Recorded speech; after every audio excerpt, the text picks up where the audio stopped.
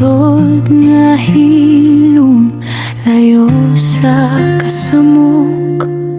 Usa ka kapilya among gitukod, dito nag-inusara ang mahal nga birhen. Nagpaabot sa gugma sa mga tao sa kalibutan. Magulanon ang birhen sa kahilom sa gabi, kay daghan ng miyagi apan wala mo tan-aw.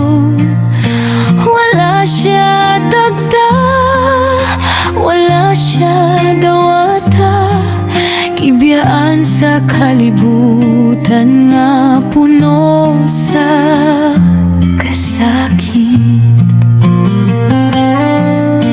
Apan sa kahayag, sa kandila o rosaryo, mibati ang iyang kasing-kasing.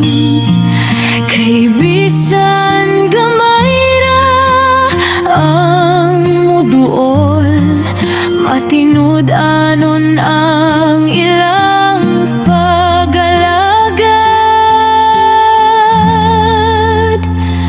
Birhen sa bungtod, inahan na mong mahal.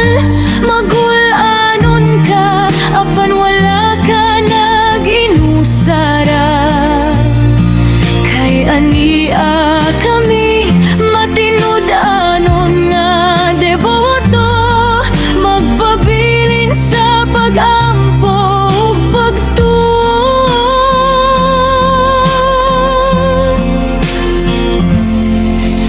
Matag Sabado among ginabisita, dala ang suga, bulak ug kandila.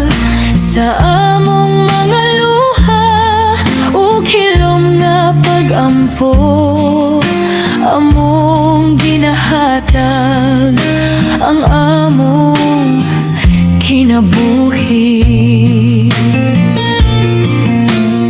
Matag 13 sa bulan, ikaw among bistihan, bagong bestida nga puno sa gugma.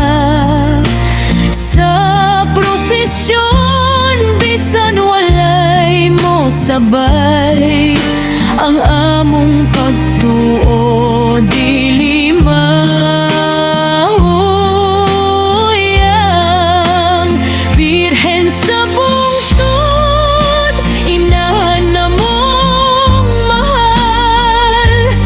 Bisan wala ka tagda sa kadaghanan,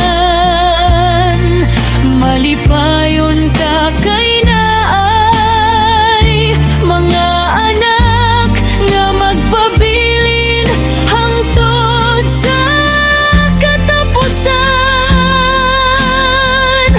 Matag sabana ikaw amon, ikanaog gikan sa bungtod padulong sa mga balay, sa mga gusto magpasakas kanimo. Ikaw nagdala grasya ug kalinaw.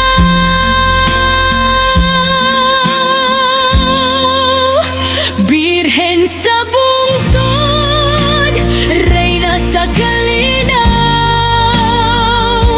Sa among kasing-kasing ikaw nagpuyo, magulanon ka sa kalimot sa tawo, apan malipayon sa gugmaso.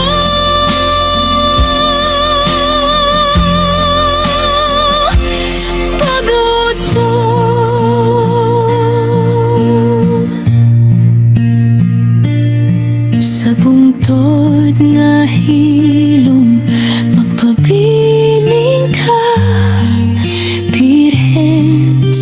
paglalang.